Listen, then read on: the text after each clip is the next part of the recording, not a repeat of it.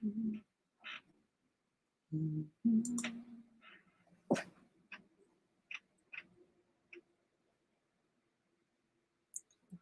a cut on my hand from something else.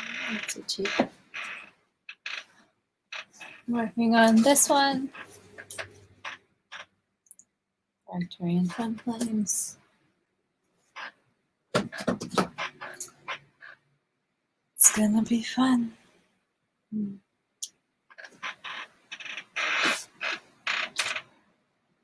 Oh yeah, I was gonna put on some Chiron while I did it.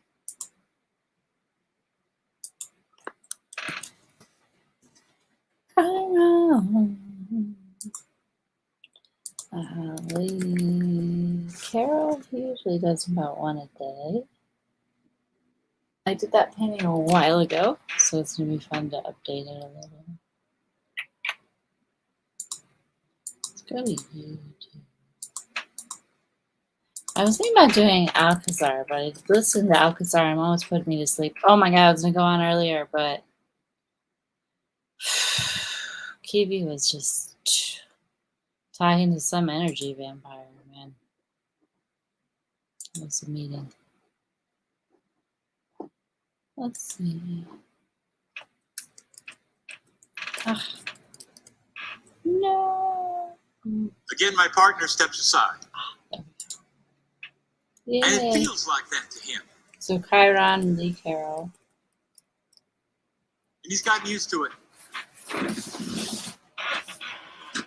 But he's not going to get used to what I'm going to do tonight.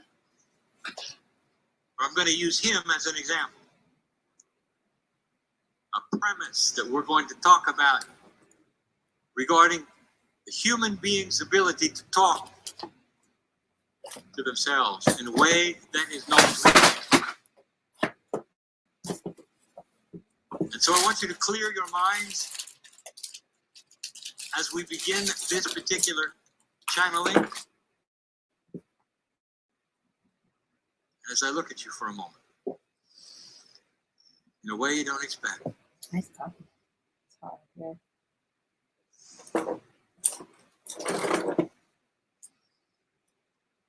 This one's pretty metallic. There was a time I didn't think this might happen.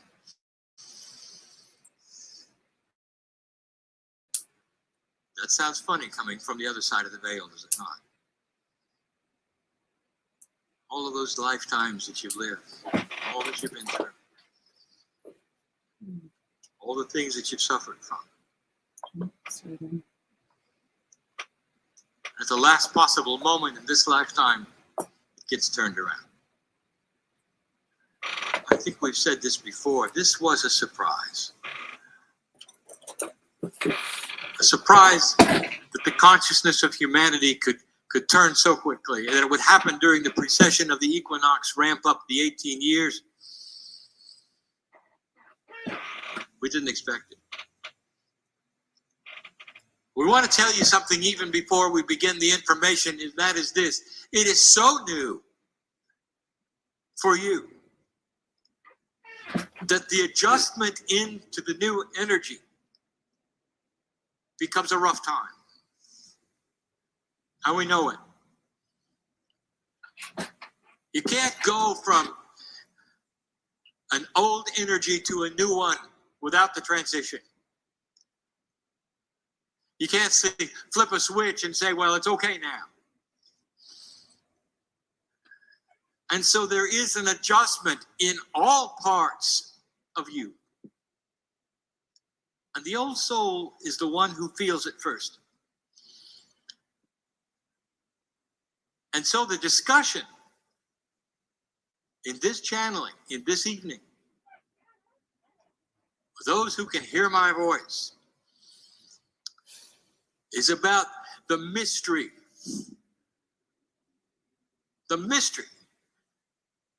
of opening the door. A door that is there so strongly separating you from the corporeal self to the innate. So let's back up a minute. And let's go slow, my partner. Dear ones, we have given information about the 9 energies of the human being, and 3 of them are in one group, 3 of them in another, and 3 in another. You see the 3s everywhere. There is the human group, there is the soul group, there's the support group. We want to talk about the one group tonight, which is the human group. And the 3 energies we have talked about is human consciousness, something called the higher self, and a very mysterious one called innate. Now, last evening, we gave a full disclosure of what innate is. We gave information that was beyond anything we have given before. We've even given it a name. Innate is the second brain. For the first brain is the one that you use in 3D. And that brain has synapse. It has memory. It has logic. It is wired for survival. Innate is another brain that is not logical. It is conceptual. It is not linear. It is dynamically quantum, always changing, always working in a way you're not used to. And to your perception, you stand in your 3-dimensional corporeal body and you ask the question, dear Cryon, how can I now get through to my cells? How can I talk to my cells?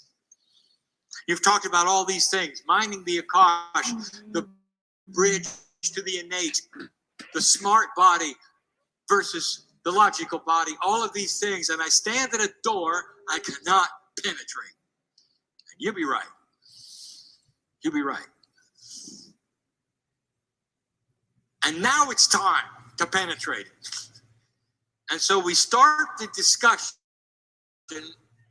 what it's like, what's needed, and I'm going to use my partner as an example. And he's not going to like it.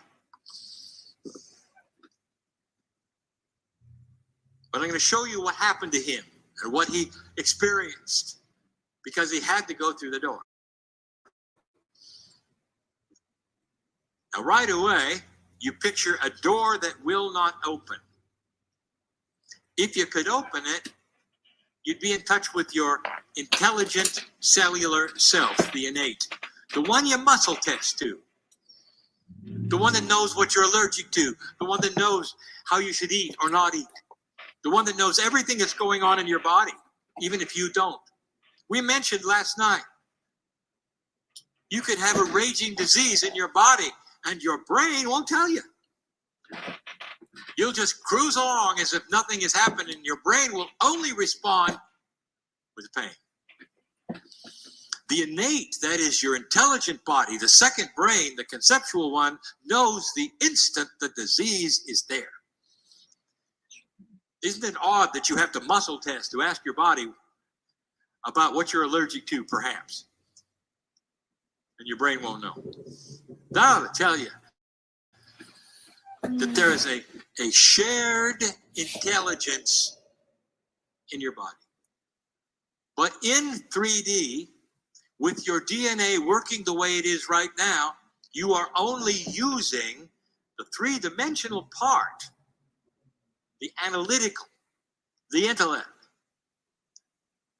You're using that which computes and sees, stores, and has the memory. It's the survival brain that you're using.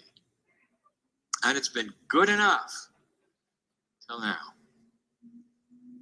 That's what we want to discuss.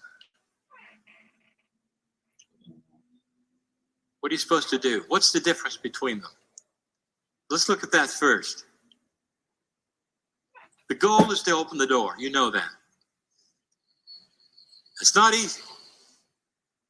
When the entire box of your survival and everything you've ever known doesn't include it. It doesn't even know about it. It's mysterious. How do you do it? Let us examine the difference between what we would call the 2 brains. The one you're used to, we will say, is the intellectual brain. The one that's got you to the place where you are, the one that you can think anything you want to,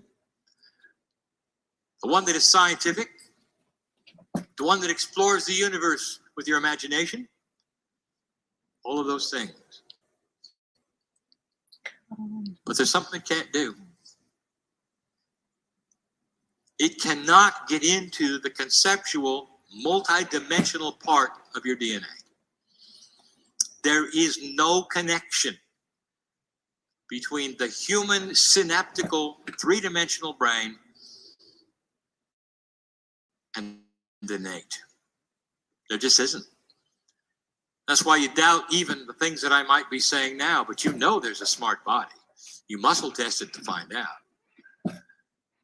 How do you put them together? The answer is you don't. You acknowledge that there's two, and you acknowledge that one is very different than the other. The intellectual will not be able to think its way through this, for there is no connection. There's no bridge yet between what we would call the two brains. So there would be those who would leave the room trying to think their way through this puzzle, and it isn't going to work. So let's talk about the other brain. This other brain of yours, represented mostly by the innate intelligence of your body and the higher self together, is totally and completely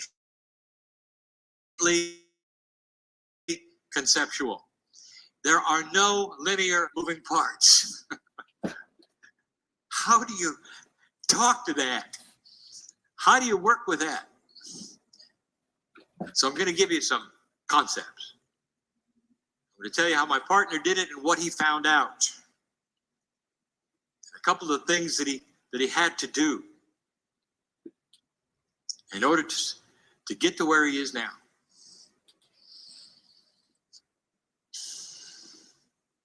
It's interesting that you see a door that you can't open, dear ones.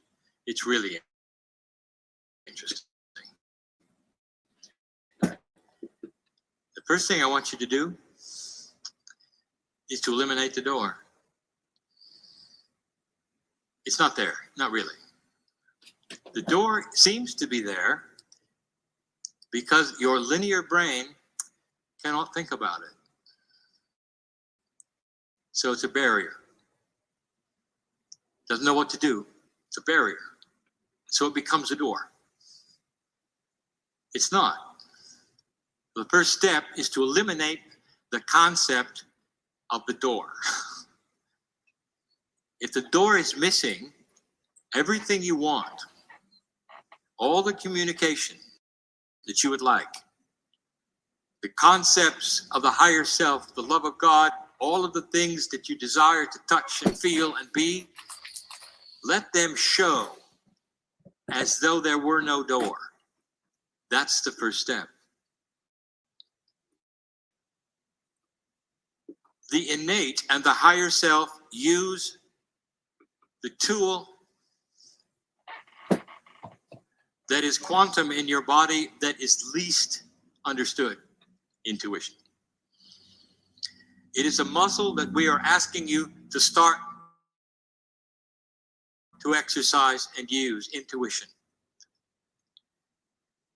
Now, some of you already know how to use it in marginal ways, but it is elusive in that it comes and goes quickly. And so what we say to you, because it does that, is trust first intuitive thought. And honor the fact that the first intuitive thought is often the highest communication innate has to you. First intuitive thought. Now, I want you to understand the concept we're about to present. Your higher self is connected to the whole of humanity, all of the souls on the planet. There is a connection. There is a connection of the higher self through the pineal into the other side of the veil. It is part of the whole. Therefore, it sees on a far grander scale than you possibly can. In a linear way, it's perched above you, looking at everything around you, things you cannot see. It is responsible for helping you with synchronicity. It pushes and pulls. Think for a moment. There are those here who only at the last moment had an intuitive flash to come. You know what that's like, don't you?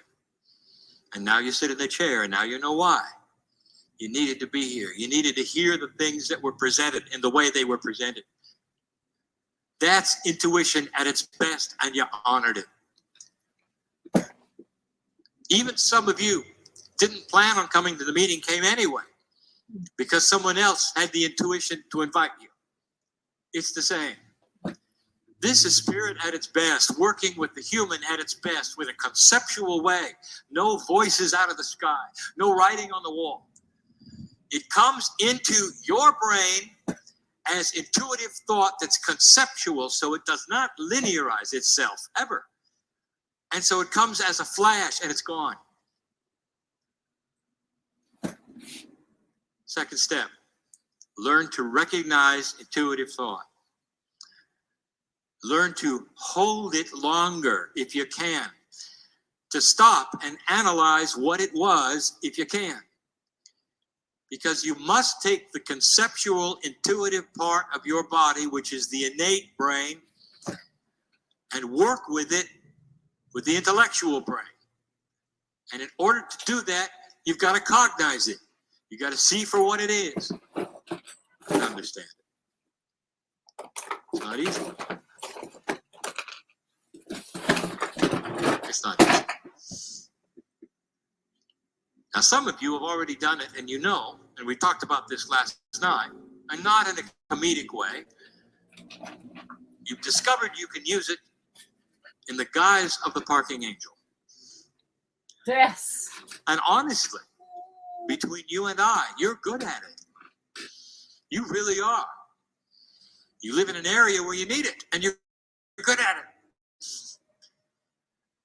And you involve this seeming outside source to find you a parking place because you cannot see the whole lot. And you trust it. And you'll turn left and you'll turn right until the space opens up. And you feel that you have used an energy that is beyond yourself, which you then call the parking angel. But you also understand at the intuitive level, do you not, that you just used your own intuition. Assigning it to an angel makes you feel better. And you know that's accurate. This is what we're talking about. So you do it on a level that is fun, but requires that you listen. And you do it in real time. Nobody tells you in advance where the space is going to be. You do it in real time. And you're so good at it, you'll do it again and again and again, and you'll become even better at it. This is first intuitive thought. Can you do it with your cellular structure? Can you talk to it in a way? My partner had to. He's had to do a number of things in his life that required that he learned intuitive thought and how to linearize the things in his life. I want to show you just one, perhaps two at this time, and how it was presented to him and what he did with it.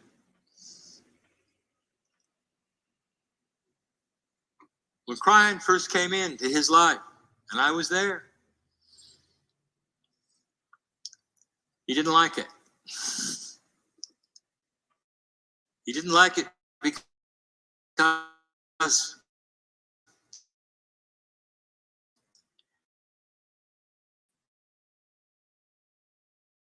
we used the innate to talk to him. It was through realizing And when he sat in the chair for the first time,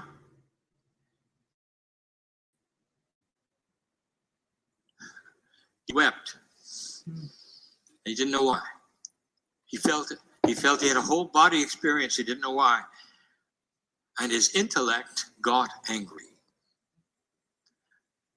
The anger was because he wasn't prepared. And the intellect then got in the way. Because the emotion was something that he didn't expect or authorize or even want at the moment, but it came freely to him. We got his attention through his emotional self. That's the innate.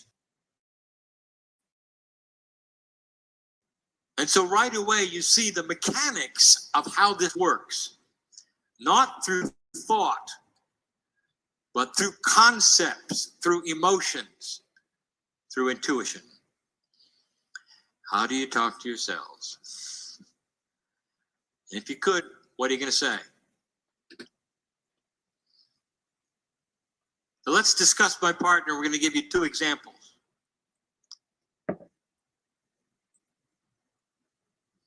I told my partner early on, I said, if you want to, you don't have to grow old as fast. And I want you to teach it. And so here we sit, teaching it. And he said to me, how? And I said, you got to talk to yourselves. And he says, how? That's the question you're asking too, right now. How are you going to open that door? There is no door. So now what's next?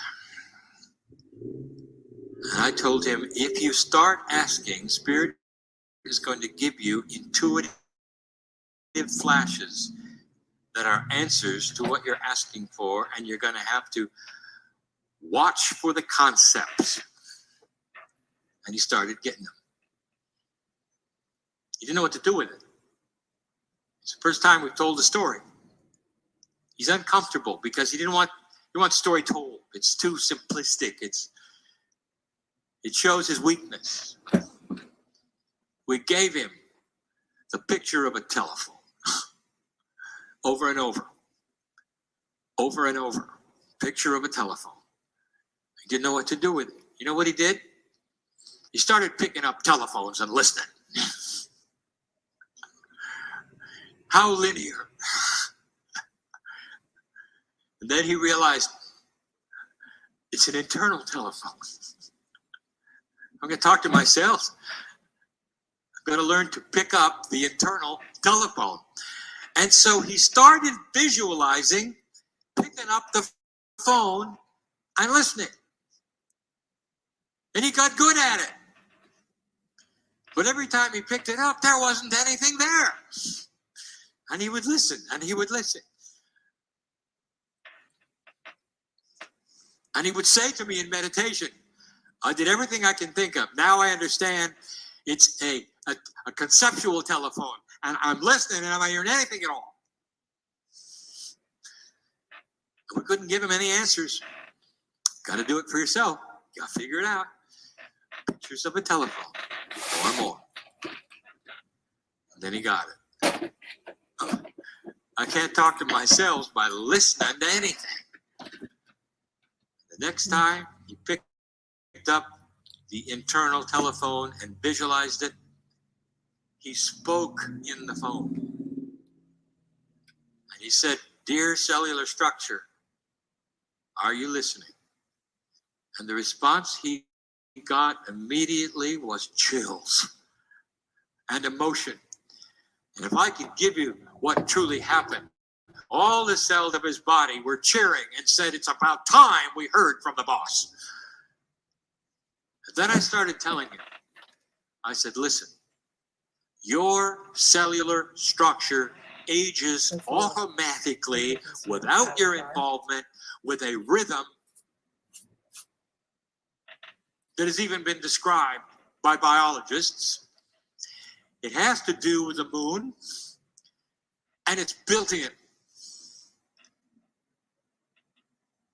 And it wouldn't matter if you were in a coma. It just does what it does automatically. It's on autopilot. You can intercept that autopilot anytime you want to by picking up the phone, telling them what you want them to do that is not autopilot. I hope you understand this. You got the concept. He started speaking in the phone. What is he going to tell cellular structure that's conceptual and not linear? But he figured out that following the moon cycle and aging and reproducing the cellular split is a linear process. So he told his cells to start counting every other day. That's the concept. To cut the aging down to half of what it was designed for. He started doing that 5 years ago. And now he sits before you, having aged 2 years. Having more energy than he's ever had in his life because he used the telephone. Is that too simple for you? No linear instructions. The concept, there is no door. Figure it out. It wants to talk to you in concepts and intuitive flashes and thoughts, and it's going to give you pictures. And with the pictures, you're going to have to figure out how the communication is going to work. Not all of you will get a telephone.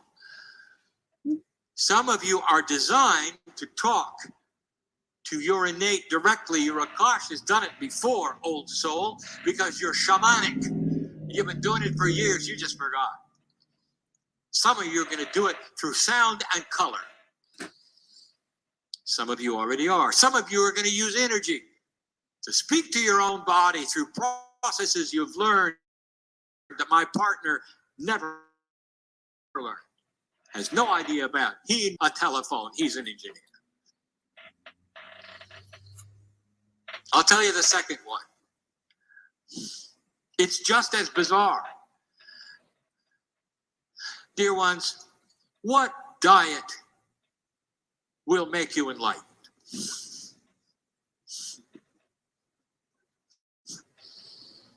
Well, there's a lot of books about it. And they all claim the same thing. You do this one, you'll be enlightened. Others have said, your body was never meant to eat this way, you should eat this way, and it will cleanse you in a way that spirit will honor yourselves differently. You're doing it wrong. There's as many stories as there are books. I gave you the information. It's in the last book's transmission, which my partner calls book 12. It's there. I'll give it to you again, and I gave it to my partner, and I gave it to him 2 years ago. I said, if you're going to use the telephone, and if you're going to talk to yourselves about not aging as fast, you're not going to have any luck if you're as heavy as you are. You have to take some weight off. He didn't like that either. Nope. You mean in order to youth, I'm going to have less weight? Yes. It comes with the territory. It's going to enhance what the body is trying to do. You can't tell the body to do one thing and then float off and then do the opposite. You're going to have to lose weight. You ask how much. And there was no number because that's linear enough. He had no concept. He said, how? And I said, innate will tell you. You see, I don't have the answer for his body. His body has the answer for his body. You know this. I'll just give it to you straight, dear ones. Your Akash, old soul, has got hundreds of lifetimes, and in many of them, you were exactly the right health. You are eating exactly the right food for your cellular remembrance and for that which you need today. And for many of you, it's not eating like an American. It would be like eating as you did in the past that enhanced your growth. That's what the cells want.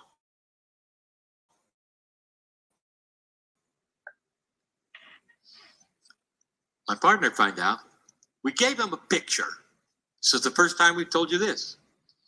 He's not happy about this one either. The picture was of a menu. Like you would have in a restaurant. All folded, lovely. That's what we gave him over and over. So what he tried to do in all linearity was open the menu.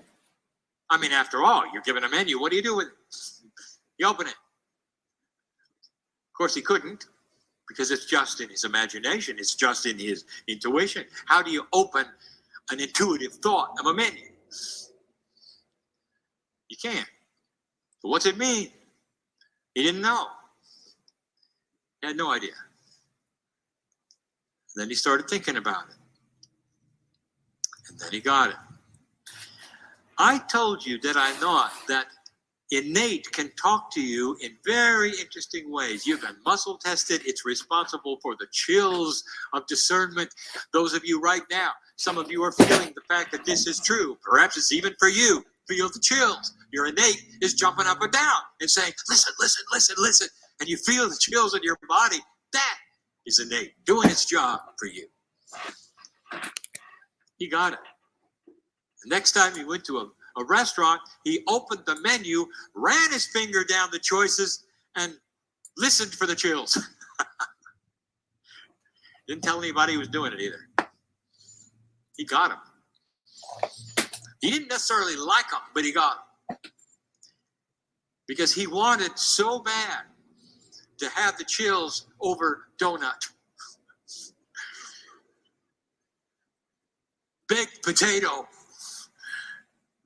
and bread. And instead he got soup and salad. The meat of his choice, if he chose. Not much of it. That was it. And here's what happened. And I want to tell you, because this, dear ones, again, your cellular structure wants this. You're not forcing something. It wants this. He started eating the things that he felt the chills for over and over and over. He still does to this day. And what eventually happened over time was not only did the weight come down, 26 pounds of it, but what happened next was he found he didn't need the chills anymore. He knew what to eat because his body craved it. And it didn't want the donut, and it didn't want the baked potato, and it didn't want the bread. And to this day, he pushes them away. He pushes them away not because he's a good boy, because he knows his diet, because his cellular structure just flat out doesn't want it. That's the promise. Doesn't get much better than that, does it? You are retraining your cellular structure to eat in the best way that your Akash remembers your best health. And then he asked me, can you tell me, Cryon, what my innate gave me that worked so well? Where was I? And I said to him, right back to the beginning, when you were a runner in Lemuria. You didn't have a whole lot of meat, you had some. You had a whole lot of vegetation and beautiful soups. You're eating like a Lemurian and enjoying it yet again. And he smiled because he knew I was right. It worked. Concepts, intuition, and you never could intellectualize that, ever. The door that used to be there in his life is starting to crumble. He's going to work on some other concepts as well. And they will come slowly, and there'll be puzzles. But dear human being, this is the answer. Use the second brain. Sit in meditation and have the audacity to speak out loud to your cellular structure. And through your ears, it's going to hear you. Through your vibrations of intent, it's going to hear you. Give intuition back to it through human consciousness of love and compassion. Love yourself. and your cellular structure will cooperate more than ever. It's a new way of being human. It starts to talk to the parts that you never even thought you had, that will change you. And the disease that might be in you right now will withdraw and run the other way, because it's not in the program of the love of God. Problems you have, they can't survive in a new kind of human body. Your wisdom factor will go up. The consciousness that you have will see the earth differently. All of these things are related to removing the door and becoming who you came to be. It's not too soon for these things. They're hard. They're not linear. They're not what you expect. And all of you as old souls can do it. Every single one. It just depends on how much you want it. Some of you choose not to in this lifetime, and it will become easier the next time around. The kids, some of them being born right now, are into this. They know it. They're listening. They're conceptual. They're using intuitive thought to guide their lives, much to the adults' consternation, because the adults want them to be linear. Do what they did. Go where they should. And the children are not doing it. Right now in the Middle East, right now, there are children who are refusing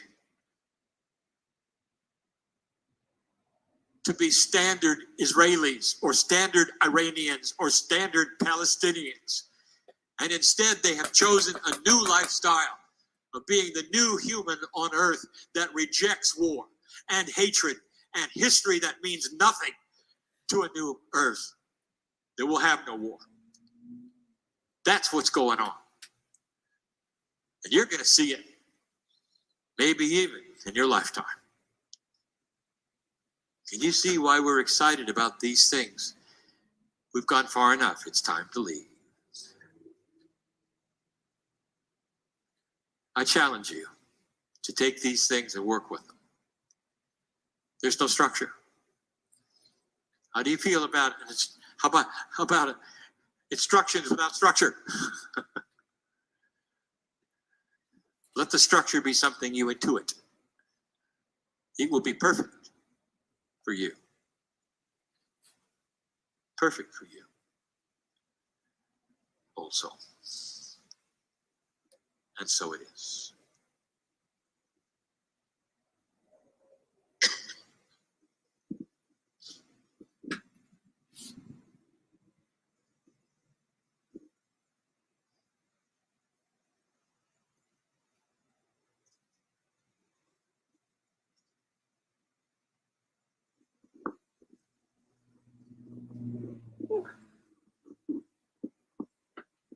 I'm going to sneak out to the bathroom.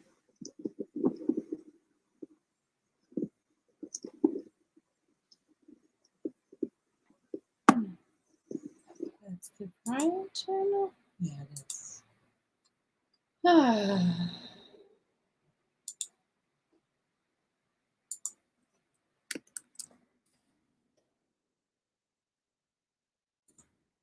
Perfect day. So what's the circle 12's up to?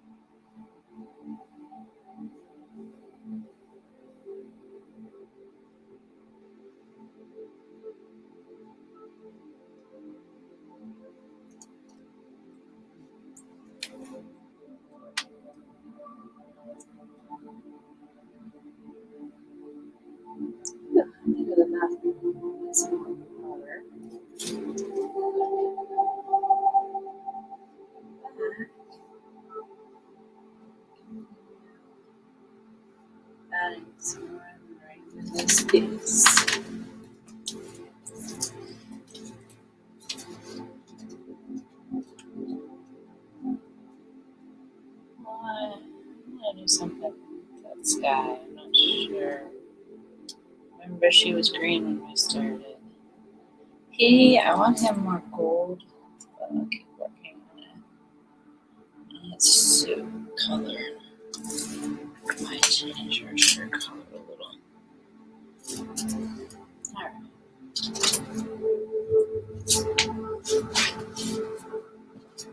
That's fine.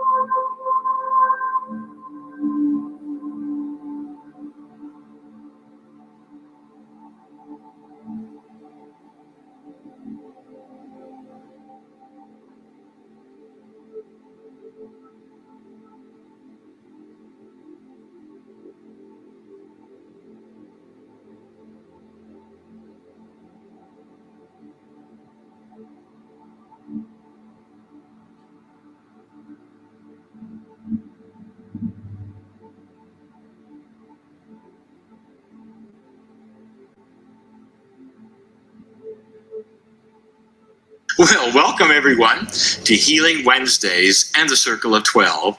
I'm Lee Carroll. And I'm Monica Morani. Well, this truly is Healing Wednesday. That's why we're here. And every Wednesday evening of the year, we come together with special guests, questions and answers, discussions, meditation, and channeling. So this is our once a month free program. So YouTube subscribers, welcome. Really, really appreciate your subscription. You're also, I'd like to welcome all of you who are here for the first time, perhaps, from anywhere on the planet. Special welcome, of course, to our members of the Circle of 12 who receive one of these programs every week of the year.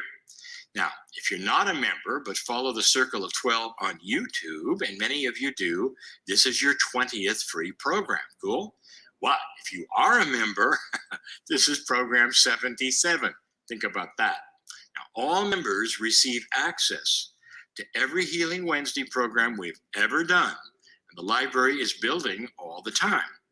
But of course, if you're a YouTube subscriber, you're building a library too that it never expires. You can come back here and watch these programs as long as you wish. So, YouTube subscribers, take a look at some of these great programs that we have had over this last year and this year with some very prominent guests.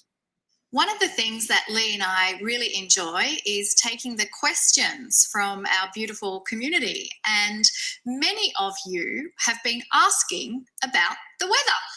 There is particular concern about the mini ice age that Cryan predicted. And the questions around the mini ice age is what is happening regarding this? In addition, several of you have mentioned that you are suffering deep heartache when you witness natural disasters such as the floods and the fires occur. And it's not even what you witness. You might even just be getting reports on the media or social media about floods and fires in other areas, and it really goes in and impacts you deeply. And some of you have even said that you feel that perhaps Gaia is retaliating towards humanity that is not taking care of her. So these are the burning questions that you have submitted, many of you, and so I wanted to spend more time on these questions than we normally allow for questions, and Lee is going to take you through the answers. So we actually have two distinct questions here, and they're both about Gaia, or the planet in general, about weather. So I'm going to make this count as two questions for the entire Q&A time and answer them as completely as I can. It's important, and some are controversial. We're going to get to that. This first part, to me, answering the second question, is not controversial. Let me start with that second question. Is Gaia retaliating for our obvious treatment of Earth? It'd be easy to think that in our linearity and what we've been taught about what we do. Every time this is brought up, Crime tells us the same thing. Our planet is incredibly resilient, way past what we might do to it. It survived for millions of years before we ever got here. So if we pollute its air or poison the waters or pollute the ocean, it's us we are killing. This is what Cryan says. The planet will survive. The planet can and will survive no matter what happens to us. But for those of us who love Earth, it is so hard to see humans treat it so poorly. And Monica and I are green. We are some of those who love Gaia and believe it has love for us and believe we should take care of it. Now, every indigenous teacher I have ever heard teaches us about the fact that Gaia is sentient. Now, let's stop a moment and define that. It means aware or capable of perception. But it's not human thought. It's not human perception. It's not human consciousness as we think of consciousness. Gaia exists to help us, feed us, give us oxygen, give us heat, on and on. Gaia does not have consciousness as we do and only has love and compassion in its own way for us.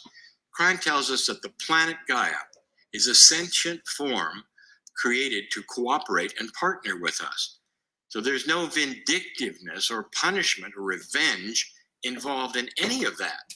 The sentient perceptions of Gaia for us is very, very different than you think. Everything else is what we think. It's human stuff. I want you to notice that this human stuff is something we also have included in how we believe the Creator thinks as well. We make God as dysfunctional as we are. And we I got my iced coffee going on. I don't like this one. Lovely Carol. Let's listen to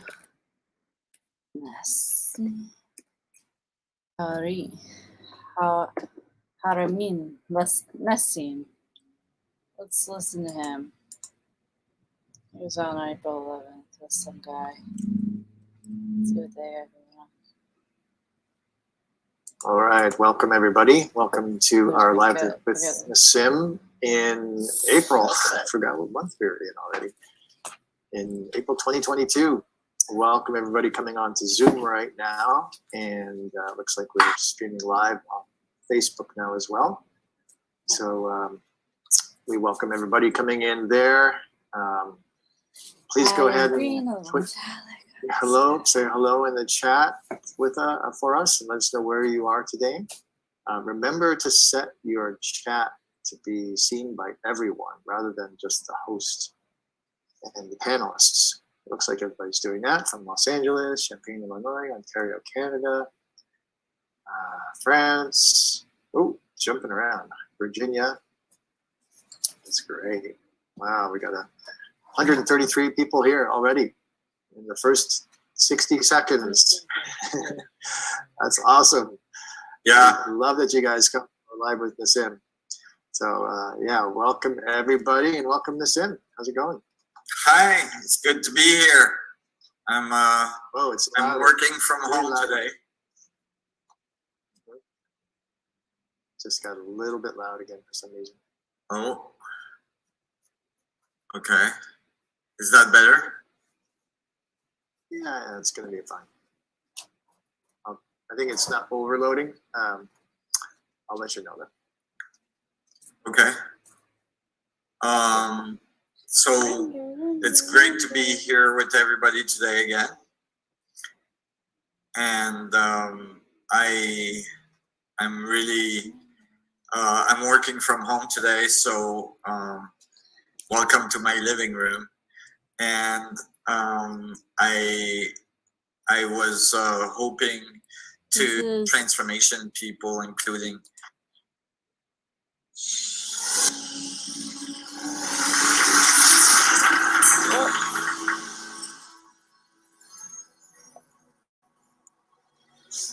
Oh, I clicked on it. imagine that reality may not be exactly what you think it is. Maybe the world around you, all the atoms you see, all the material world and yourself, maybe is part of something bigger, something different, something you don't necessarily experience every moment of your life. Maybe the vacuum or the space around it is not just empty, but full of energy, full of information. And actually, the material world, the reality you call real, is actually part of this space. Today, I'm going to talk to you about this. I'm going to talk to you about how space is actually not empty, and that it's full of energy, and that the energy in space is not trivial. There's a lot of it. And we can actually calculate how much energy there is in that space, and that reality might actually come out of it, that everything we see is actually emerging from that space. When I was younger, it was really difficult for me. I was extremely dyslexic, and at school I didn't fit in at all. So I was feeling very separate, very isolated. I had a strange name, a strange color of skin, and so on. And it was really hard. But when I went in nature, I felt that connectivity. When I went in nature, I felt that communion with nature. I felt like when I looked at nature that there was some kind of pattern that connected all the things together, like the branches of a tree, the root of a tree, the flowers, the petals, and all the different details that you can see on a flower. I felt like there must be some fundamental pattern at the root of creation that was present to produce all of this organization. And I was determined I was going to find it. And so I wanted to feel this unification with the world, the unification I felt with nature. I felt like we should be able to understand it, to express it. But when I started to study physics and mathematics and all this stuff, I realized that our physics are not the big stuff, cosmology for like stars and galaxy and all this stuff that describes the gravitational field in a certain way very smoothly. And on the other side, we have quantum theory that actually describes the very small stuff, the molecules and the atoms and the subatomic particles, and that describes it as very distinct little quantas of energy, very distinct, discrete quantities that is not smooth. And the two don't agree. But we know that the big stuff is made out of the small stuff. So there must be something that connects the two. There must be a way to understand the whole thing with one fundamental theory. And I start to drill into the physics to try to find it. And so I looked at galaxies, and of course they're made out of stars, and molecules are made out of atoms. And so I kept on drilling, and sure, you know, stars and black holes exist in galaxies, stellar black holes, and so on, and supergalactic black hole. And at the quantum level, there's the nuclei of the atom and subatomic particle. And when we drill really down to it, we find that all this is baiting at the quantum level into a field that we call the quantum vacuum fluctuation. That is an electromagnetic field that's fluctuating extremely intensely at the very, very fine grain. And when I looked at black holes, I realized that when we solve the equations for black holes, they actually are going towards infinity within the center part that's called the singularity. And the two look really similar. That is, the vacuum energy density at the quantum level goes towards infinity, and so is the middle of a black hole. And I thought, oh, maybe that's the connective link. Maybe that's how they connect, the Planck density, the Planck length. The Planck length is the smallest oscillation of the electromagnetic field, and it's present in both. So I thought, maybe that's the connecting link. How small is that Planck length? How small is this electromagnetic fluctuation? Well, let me say that you're made out of 100 trillion cell, okay, 50 to 100 trillion cell. So that gives you an idea of scales right away, right? So that's the amount of cells in your body. And each one of these cells is made of about 100 trillion atoms. Okay, so already it's pretty tiny at the atomic level, right? And then if I took one of these atoms and I made it the dome of the dome of the Vatican, well, the nucleus of that atom, the proton in the middle, would be the size of the head of a pin. Okay? So that's really teeny. If I grew the Planck little oscillators so that it was the size of a grain of sand, then the proton would be the size from our sun to Alpha Centauri, which is about 40 trillion kilometers. Okay? So that's how small the Planck is. So of course, you're not experiencing it when you're moving around, when you're, even in laboratory and so on. We're not detecting it directly, right? In fact, when we talk about the Planck energy or the Planck, we talk about it in terms of vacuum density, vacuum fluctuation. We call it space. So the space that we call space is actually full of this energy. And when we actually talk about the stuff in the space, the material world, the atoms, we find that those things are 99.9999999% space themselves. So your reality, all the chairs you're sitting on, and your body even, is made out of mostly space and just a little bit of electromagnetic fluctuation that we call the material world in it. So maybe it's not the material world that defines the space, but the space that defines the material world. Think about that. Imagine if you think of how much of these teeny little Planck fit in a centimeter cube of space, you're going to get the Planck density. So if you calculate that, you find that you can put a lot of little Plancks in there, so the result is 10 to the 93 grams per centimeter cube. That's a huge number, 10 with 93 zeros. It's big. To give you an idea, if I took all the stars in the universe and I stuck them into a centimeter cube of space, the density of that cube would be 10 to the 55 gram. I would be 39 orders of magnitude still shy of the vacuum density at the quantum level. How incredible is that? Right? And that's the stuff we call space, right? That we think of it as empty. So if that's true, I mean, it's significant. And certainly many of the greatest scientists in history thought it was. Wheeler, a collaborator to Einstein, for instance, said, no point is more central than this, that empty space is not empty. It's the seat of some of the most violent physics. Of course, you got all that incredible density of energy. Einstein said physical objects are not in space, but these objects are spatially extended, an object being the result of space. In this way, the concept of empty space loses its meaning. So some of the greatest thinkers thought that this discovery of this energy in the vacuum was really, really significant.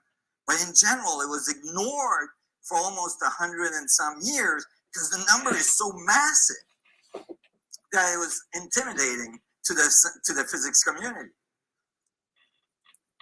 Well, is this just a bunch of physicists losing their mind and, you know, like getting lost in equations and all this? Actually not.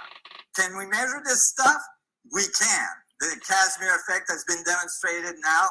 We can show that the vacuum density in laboratory is really there, that plates can be pushed together by using the vacuum. And in fact, we are now able, with the dynamical Casimir effect, to extract photons directly out of the vacuum. We're able to extract energy directly out of what we thought of as empty. So it's really, really there. So I started to use this, and this took me like 25 years or 30 years, so it took a little while. But I started, and I can't believe how simple the solution is, but I started to realize, what if I could just take this Planck energy and describe cosmological objects with it? So I took a black hole, Cygnus X1 is a well-known black hole, and I tiled the whole surface with Planck's. This is called a holographic principle in physics. It's an accepted concept in current physics, but the difference is that I thought, what about the volume? What about how much information? Because you can think of the little Plancks as little bits of information. How much information is inside that volume? And I counted how many Plancks are inside that volume. There's a lot of them, 10 to the 18, 118. It's a big number, all right? And then I made a ratio, surface to volume ratio between the two to express the energy of the system. And the result was the exact mass of the black hole, the exact gravitation of that black hole. It was the exact same solution that I could get from Einstein field equation describing gravity, but I was doing it with little Planck fluctuation of the quantum world. So all of a sudden, I had quantum gravity. I had the quantum world expressing gravitation at the cosmological level. And the equation was beautiful and elegant, was very simple. And so I thought, oh, well, can I apply that to the atomic structure? Can I apply that to the nucleus of an atom? So I took a proton and I started to count how many of these little Plancks are inside the volume of that proton. And I found that it was the exact mass of the universe. That is, there's enough information in terms of Planck inside a teeny proton for all the other protons to be expressed in one of them. A truly holographic world in which the proton is entangled with all the other protons. The whole thing is talking. And we know in laboratories that particles can be entangled, that you can move this particle over here and it changes the particle on the other side of the universe. So it wasn't that outrageous to think. And so I was like blown away. Think about this. Think about all the protons that makes up your body. You know, some of the masters said that look within and you will have all the information. Maybe they meant it, right? And so in any case, I took this solution and I did the same thing. I did a surface to volume ratio of the little proton. And sure enough, the solution, the result was exactly the mass of the proton, or very, very, very close to the mass of the proton that we measure in laboratory. I was within 0.0012. But I thought, why isn't it not exact? I mean, it was already remarkable. Like I was using numbers like the mass of the universe, and I was outputting a number for a teeny proton at 10 to the minus 24 grams.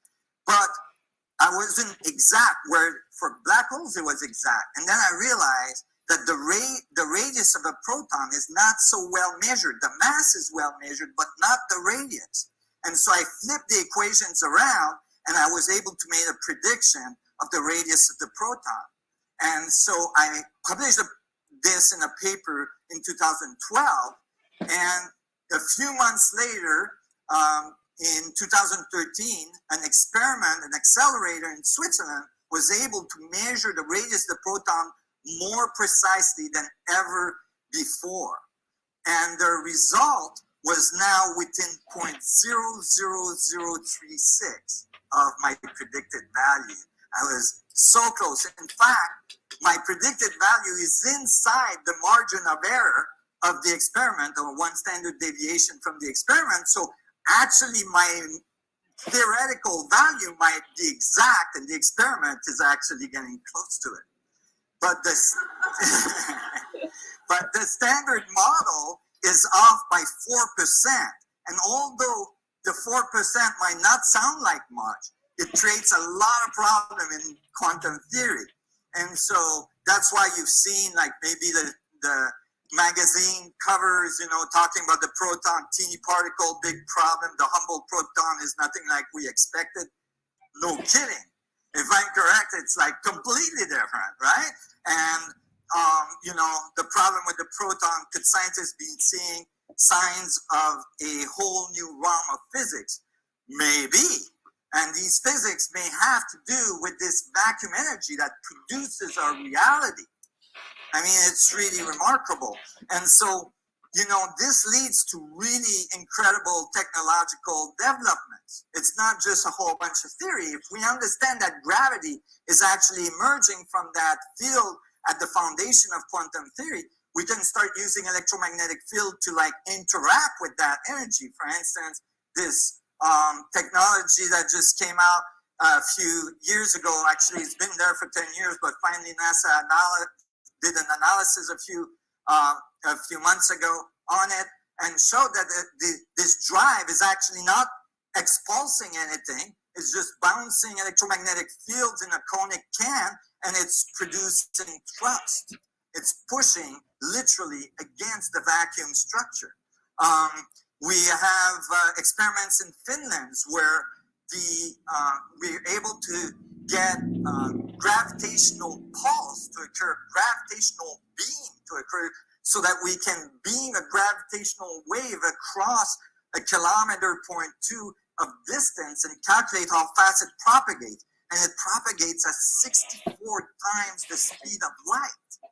Okay? This is the kind of stuff that's emerging. The physics of our world is changing, and we are starting to be able to understand gravity as a whole new level. Imagine how much change has happened in our society over the years as a result of us mastering the electromagnetic field, right? We got electricity and we've ran our whole civilization out of that. Now imagine that all of a sudden we understand gravity at its most fundamental level and master the use of it, the control of it. All of a sudden our civilization changes fundamentally. It changes at a very, very profound level.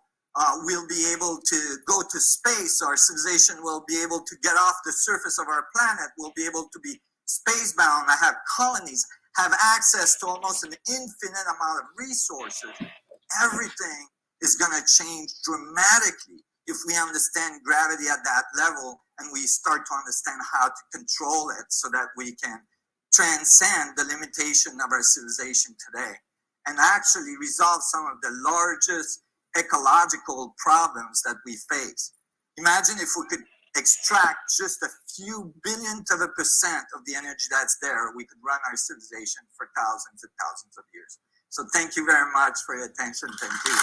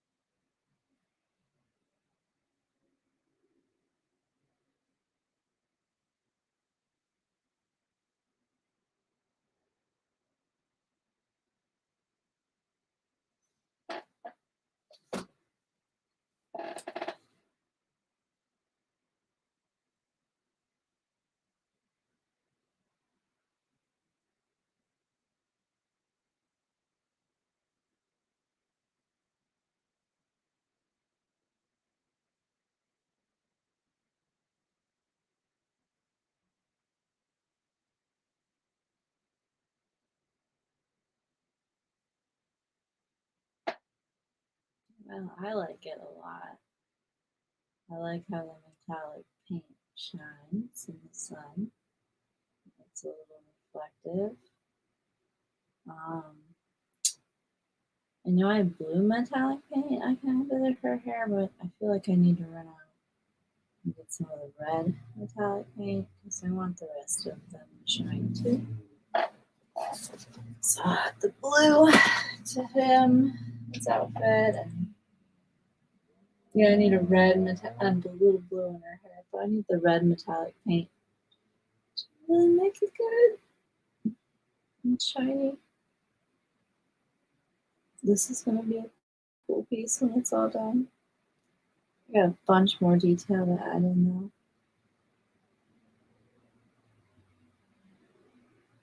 Much more details. I like it though. You're gonna give him teeth. Arcturian teeth. He's from Arcturus. He needs Arcturian tooth. More detail on his eye. She needs more detail on her eye. Let me know what you think of my painting.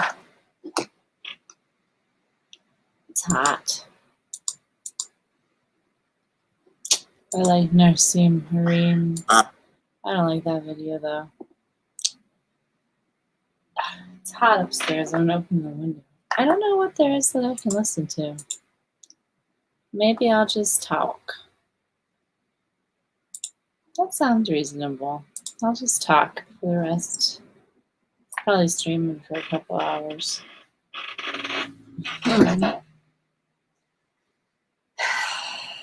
I like being able to look at it on the camera. It really gives me a sense of what other people see for some reason. I like that one too. This one I painted on live, I think, yesterday. This one's pretty cool. Oh, that's pretty cool. Pretty cool, pretty cool. Pretty cool. Cool, cool. All right. What am I gonna do over here? I think her hair needs some dark lights in it. That really brings some detail into it. Detail! I actually want them to be more detailed than most of my paintings. I started this one a couple years ago and I'm coming back to it.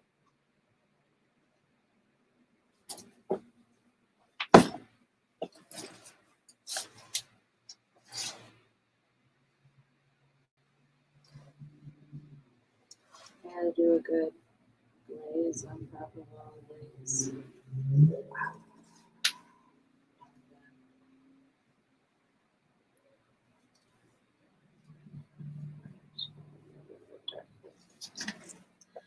Alrighty. Got the roots, baby, roots, baby. She's got the roots. I gotta get a Bluetooth system. Roots, baby, roots, baby. The roots, baby, roots, baby. They got me at the roots, baby, roots, baby. They got me at the roots. What you guys think of this Arcturian couple? What you think of the Arcturian couple? You like aliens? You scared of aliens? You like aliens? You scared of aliens? Where do you land? You excited by the concept of intergalactic love stories?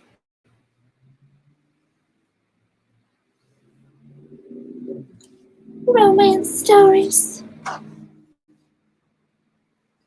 Does that get you going? Get your mercy going. That reminds me, I haven't seen the new season of Bridgerton.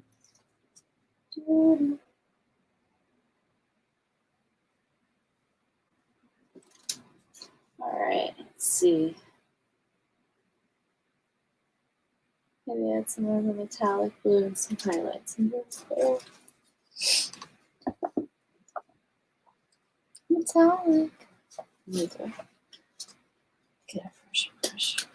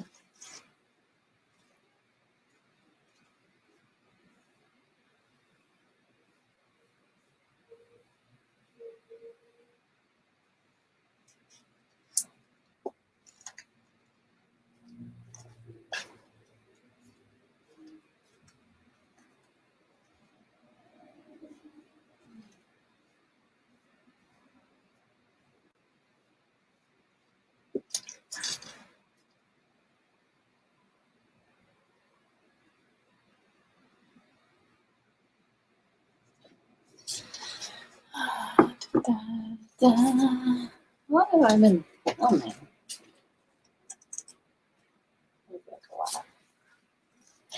Feels like a lot.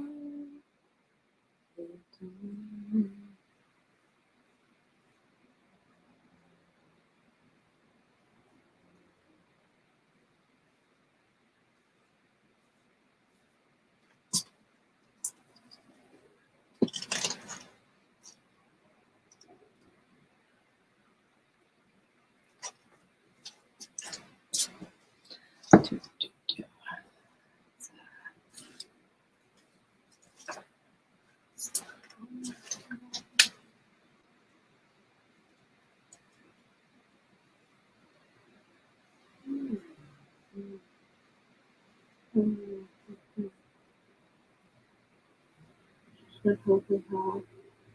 You should have healthy this house. Let's see how healthy our hair is. Nice to healthy hair. Some highlights so much. Shiny highlights. Healthy hair.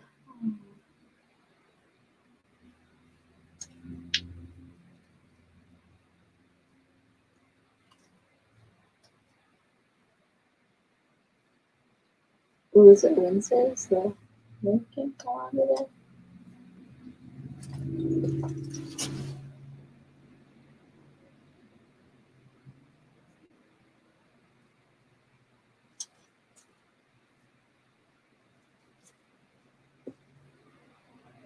What?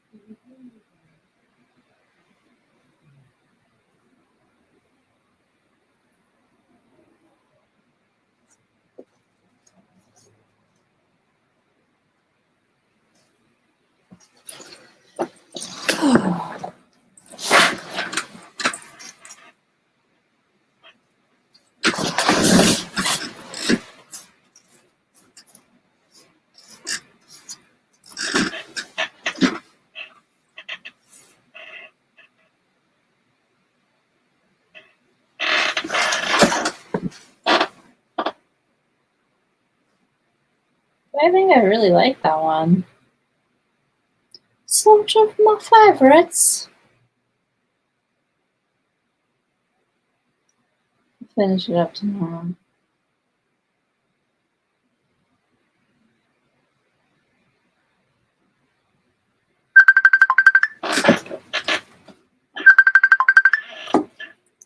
Oh, well, someone's calling me. Alright, stop came.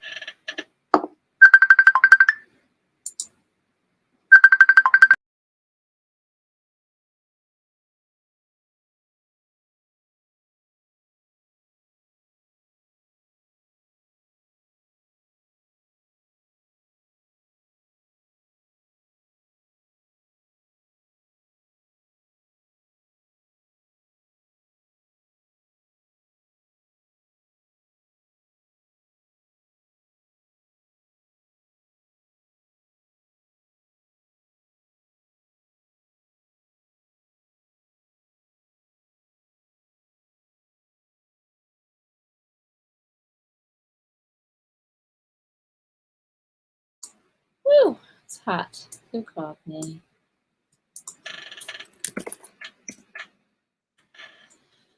Who called me and can I call them from StreamYard? Oh no. TV internet guy.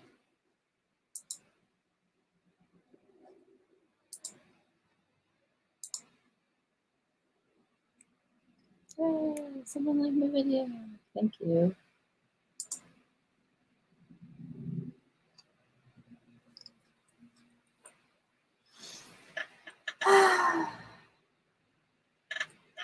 A lot of things in there.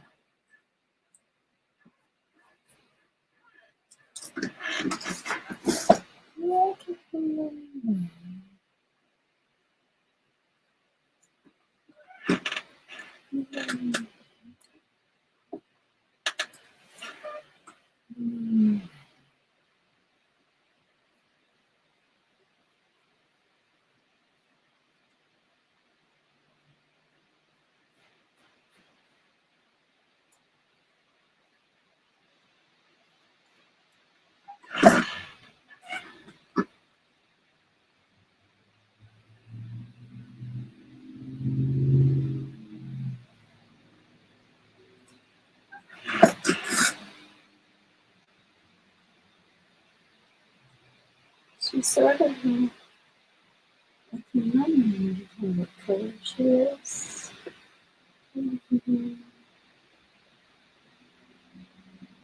Bit of this, bit of that, bit of a shiny. Shiny, shiny.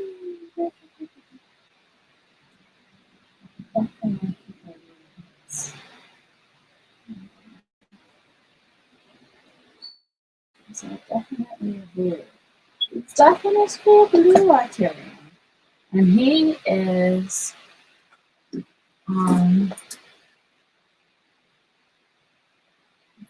he is a golden green Arcturian. I need more to drink. Whew, maybe I should probably.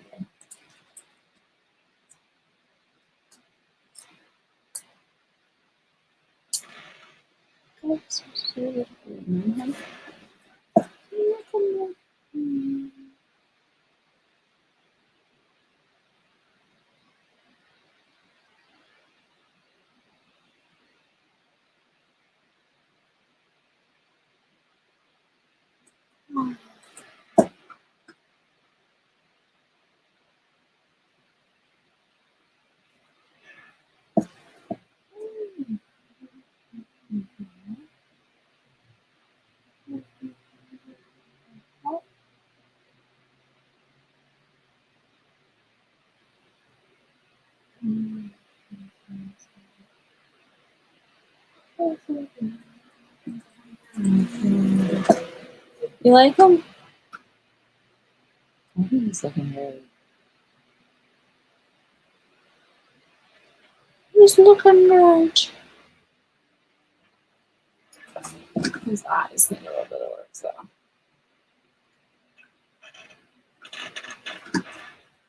Let's see, do I have? Yes, I have a tiny detail brush I haven't used yet.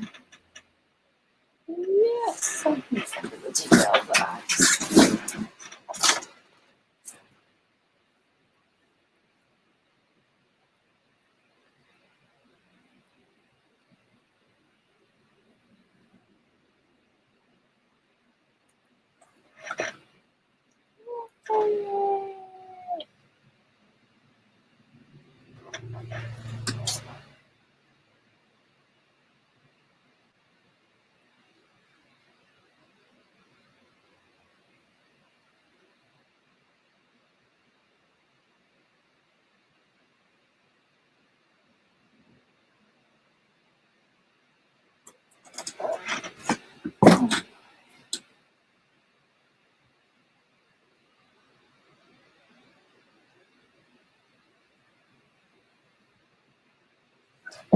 Good. This one.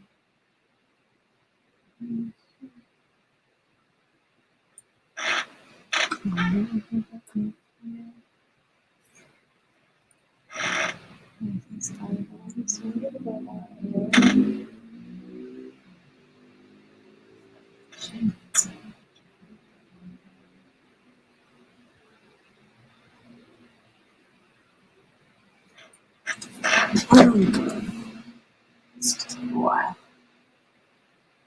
Vowels. Can drink a while on the vowels.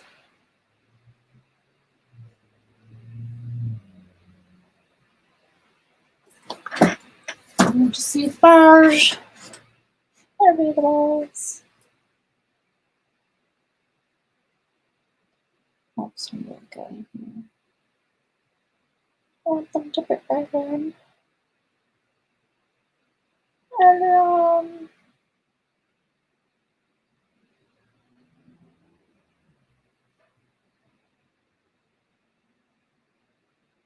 Arcturian blue and Arcturian golden. And golden cloud.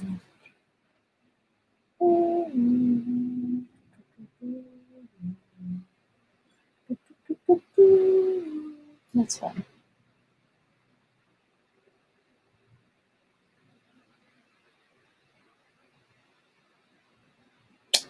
This is fun. This is fun.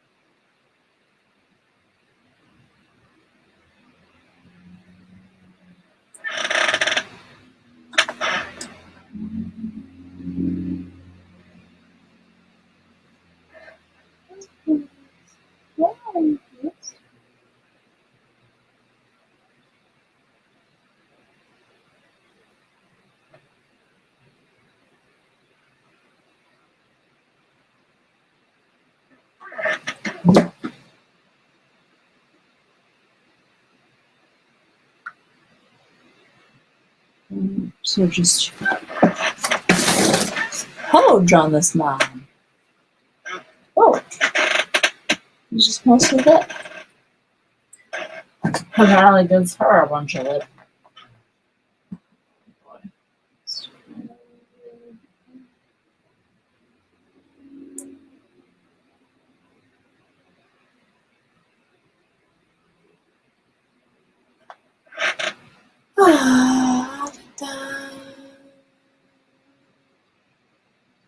This is fun. This is what I like to do. Oh,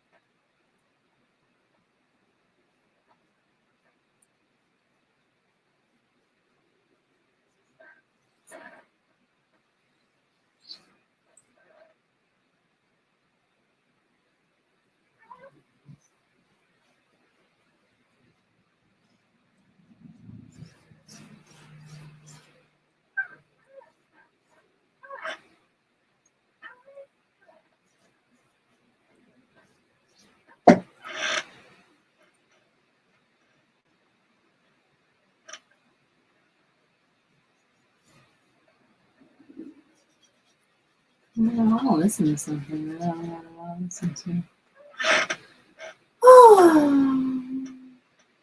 So listen to Fuego frequencies.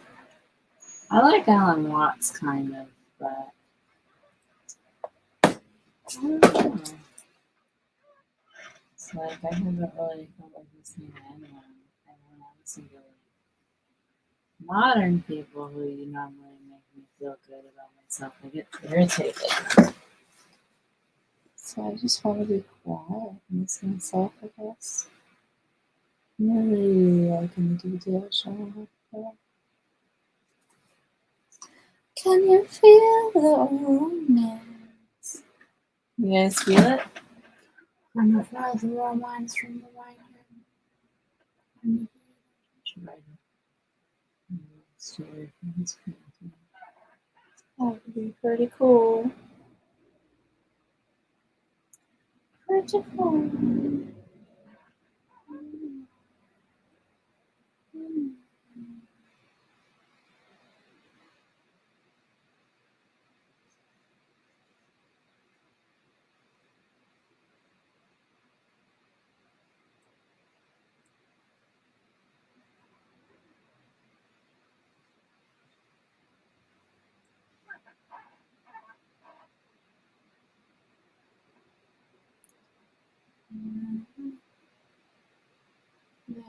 Yeah.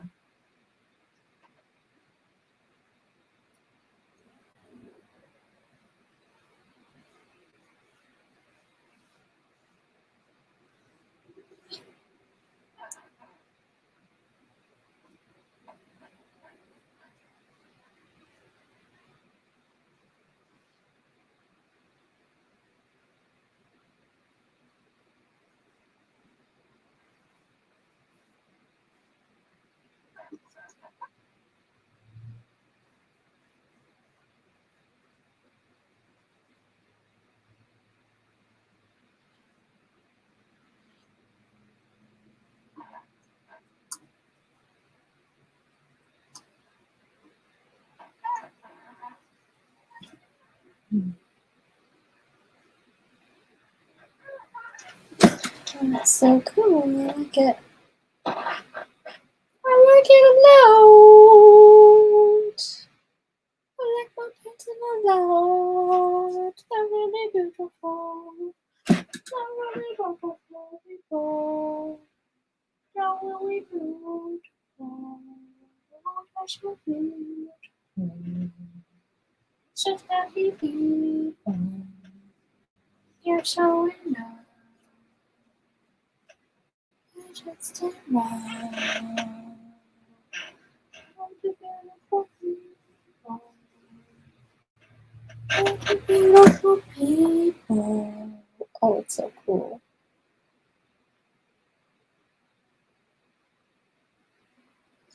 I'm really liking the detail. I think it's so cool. I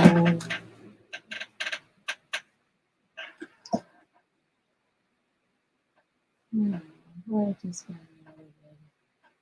want to know you should come by this place at Earthquake. What's to come? You should come by this place. Come by this place. Yeah, you should come by this place. Come by this place. Boobies! Boobies! I'm on tours.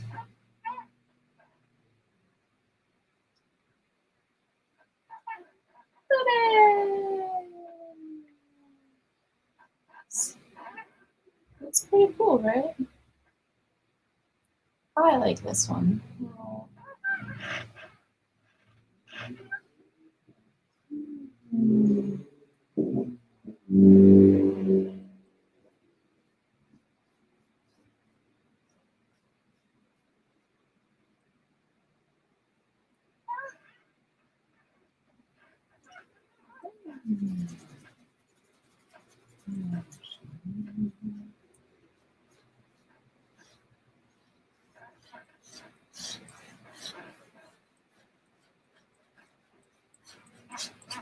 All right.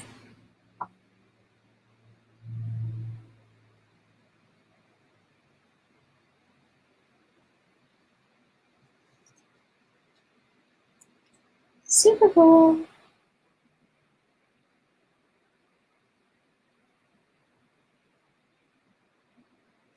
It's gonna turn out now.